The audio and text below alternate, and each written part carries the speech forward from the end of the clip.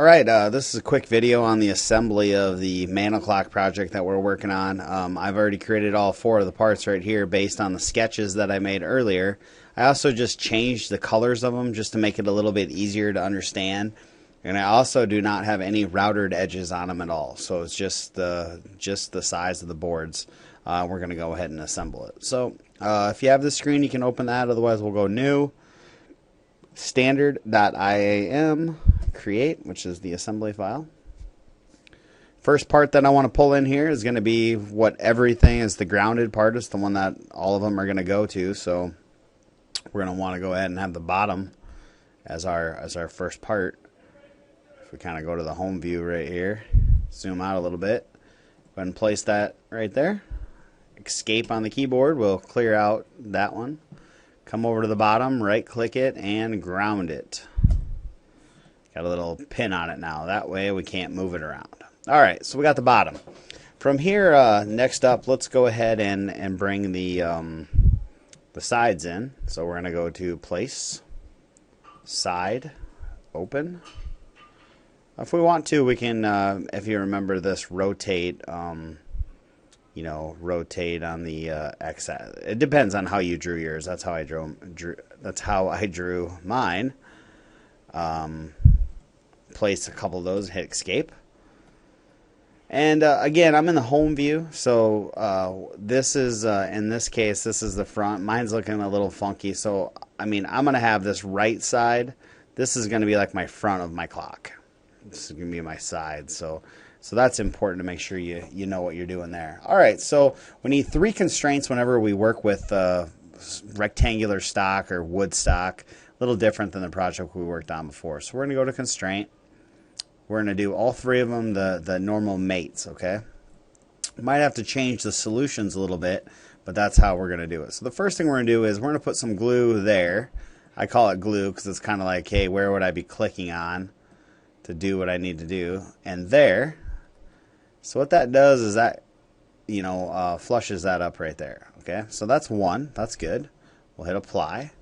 The issue is we can still move things around a little bit. So from there, we're going to flip around to the back side, and we're going to go ahead and constrain this and that. And you can see mine flipped around. So I'm just going to use the different solution. I'm going to use the flush instead of the mate. So I'm going to click flush to make them flush. Sweet. So that's good. Hit apply. And the only one left is going to be the one that tells us how far in is this thing supposed to go. So we'll go ahead and select the outside and this one, and that's flush, but this time we're going to put a distance in there. If I remember right, we're going to go ahead and try 0.75. Now if you notice, that comes out the wrong way. That's not going to work, so I'm going to have to put a negative sign at the beginning. Now yours might be a little different, but that's how mine's working out. So I'm going to go 0.75. Hit apply, and now if I close that out, I can. I got this piece all set up with the dado edge towards the inside. Everything's good to go. I want to repeat the process quickly for the other side, so we'll go ahead and do that. So we're going to select this.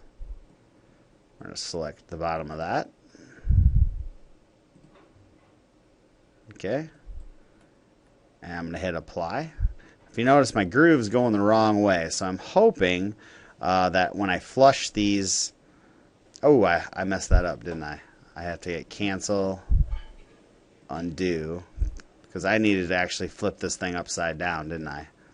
So constraint, I need to select this face and this face, so that way the groove's going to the inside and the groove's going to the inside. Kind of hard to see with black, I guess, but there we go. Apply. Flip around to the back side. Let's flush up that face with this face. Again, I need to change my solution. Looks good. Apply. And last but not least, you're outside.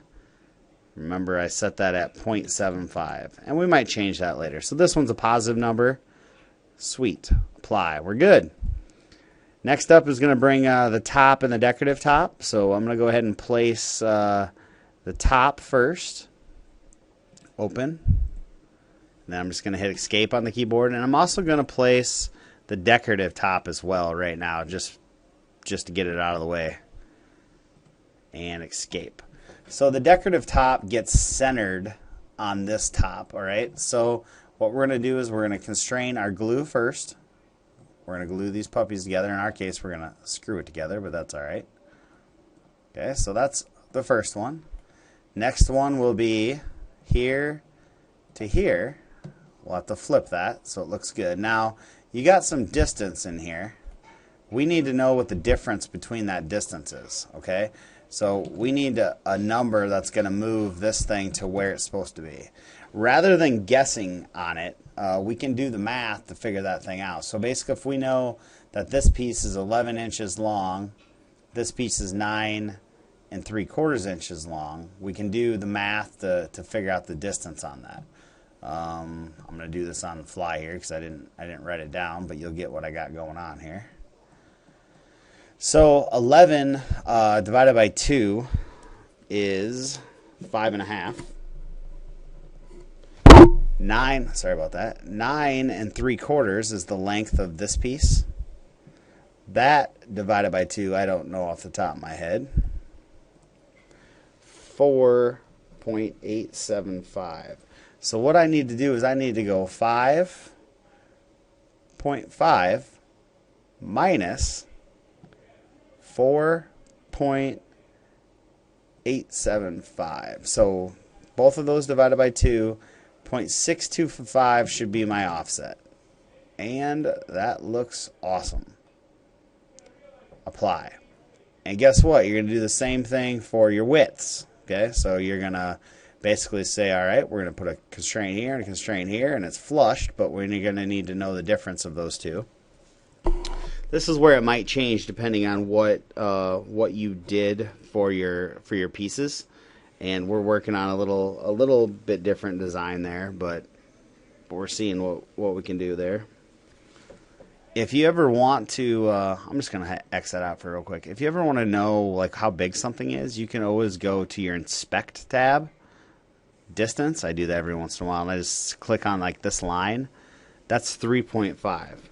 So we need 3.5 divided by 2, and we also need 2.25 divided by 2.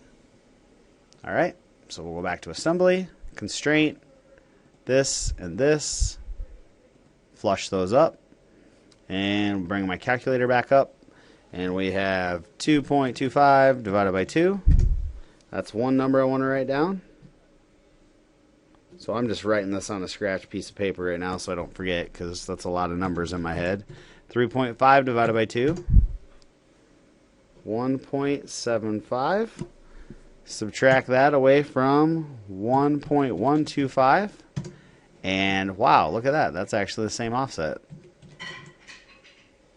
Cool. Well, I guess an inch off, but yeah. Oh, yeah. That works. So same offset. That's centered. That's centered. Everything's centered on that bad boy. Apply. So now we have these pieces all together, and now we can just worry about putting these back on the top, which would be a lot easier. All right, so last constraint. Let's put the glue on first. So constraint, click that, going on the top of the side, right? So we glue it there first, apply. It's going to get flushed up with the back. This is a little design change, at least this is what we're trying. That way it flushes up to the back of your mantle. That doesn't look right, so we'll try the other one. That does look right if you zoom in. It's flushed up just like this one is. Apply.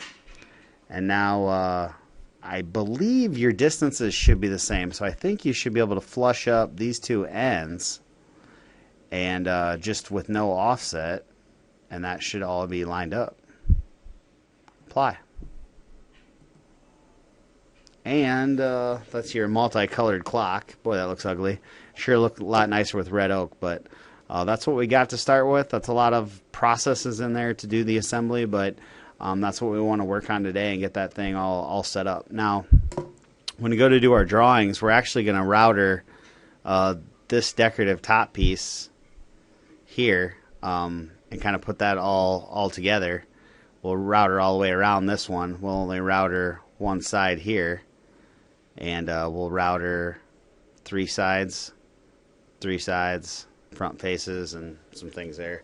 But we can do that in the fabrication stages, or we can make notes of that on the drawing rather than getting into the Inventor model to make it happen. So if you have extra time, we'll do that for extra credit. But for this is what we need to be able to fabricate. So good luck. Let's get this thing knocked out.